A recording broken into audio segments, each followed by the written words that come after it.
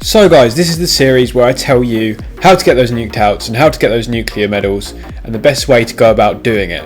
A few subscribers ask me questions weekly on how to do this, and this is the series where I answer your questions and I help you on getting those nuked outs.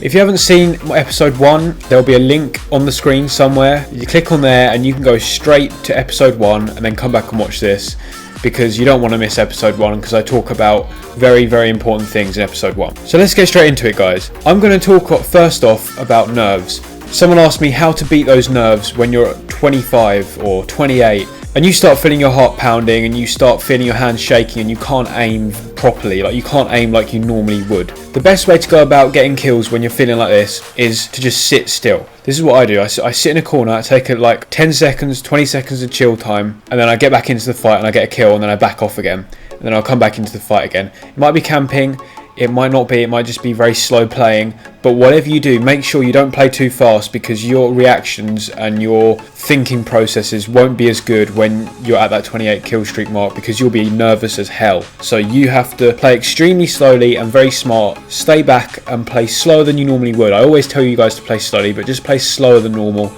and take your time out. Like in this gameplay here, for example, I'm at 10 kill streak. I'd want to get my hater. It's just like if you want to get your nuclear. So I sit still in this corner, literally in this corner for ages, waiting for anyone to come through this door. They pretty much never do. You want to play very slowly, very defensively, not let anyone kill you. That's the best way to go about it, especially when you can't control your hands. The next thing I wanted to go over is how to get starting off kills. As you guys know, it's very important to get a good start in free-for-all. Sometimes I'll get a bad start, I'll get 6 deaths in a row and a few kills in between, but it's not a very good start and I'm not going to get a nuked out this way. So what you want to do is know your maps. Know your maps, learn your spawns, guys. It's very important. I'll do another video talking about spawns for nuked outs in episode 3. For now, learn your spawns. If you can learn them and you know them, then you'll be in good stead for getting those starting kills, because you know where people are going to spawn around the map. Also, another good tip is if you spawn in a bit late, you can actually spectate other people, so you can see where they are and then you can tell in relation to where you've spawned where they are, which is pretty helpful as well. Play slow, no fast plays, because people are going to be everywhere because they just spawned. They're not all gathering in one side of the map like they would be halfway through the match. They're everywhere, so you have to really watch out and make sure you don't make the first move. Stay around the area where you spawned and make sure you let somebody else make the first move and move to the place where you killed him.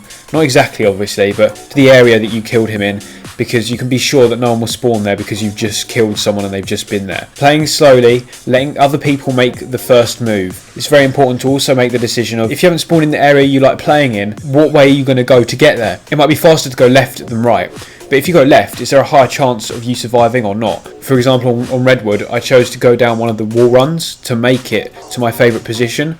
However, coming off that wall run, I died. In hindsight, I would have had a better chance of surviving if I went to the right and ran across some walkways instead. There you also have to think about which way should you go to survive. As you'll see in this gameplay, at the very beginning, if you remember, I was near those water cylinders. And what I did was I played behind the water cylinders and made sure I let people come to me first instead of me running out from those cylinders. So it's very important that you let other people make the first move when you're starting the match. So just to recap what I've said here, guys, remember, stay calm. If you can't stay calm, then play extremely slowly, slower than you normally would. Don't be afraid of playing that slow. It's important that you get those kills. Even if it's just one at a time, very consistently, very slowly, just make sure you stay in a certain spot, in an area, come out and get a kill, go back and come out and get a kill again. And make sure these are gunfights you're 100% going to win, because your hands will be shaking. Point number 2 was how to start the match. The best way to start the match is to let other people make the first move. So you don't make your play first, you stick to where you spawned and you let somebody else come across where you spawned and kill them, and then start moving out to where you want to be. Those are 2 important points. I hope you guys enjoyed this video. You can see episode 1 if you click on the screen now. I'll put an annotation somewhere and a link down below as well, and you can see that video. And I'll see you guys in my next video.